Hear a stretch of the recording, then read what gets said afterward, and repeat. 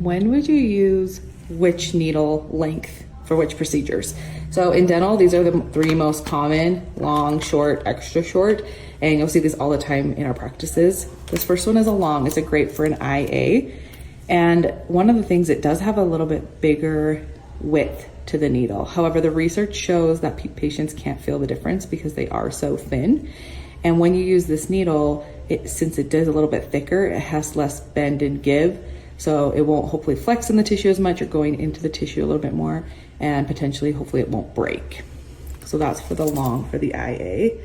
And then you can do your scoop technique. Obviously, I'm not gonna use this needle because I was just touching it. You don't wanna touch your needles to contaminate them. This is a short, and again, it has it's thinner, and see how much more bend and give it has? So if I use this all the way to the hub, which is never recommended, you're gonna have more flex in the tissue. So this one's for ASAs, PSAs, blocks where you don't have to go into the tissue as much, or you could potentially use this for local infiltrations.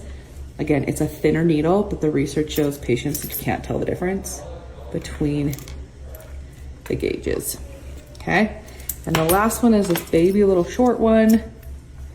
So tiny, I actually never really use this, but you could use this for local infiltrations. And again, it's very thin, it has some give to it. You, again, don't wanna go to the hub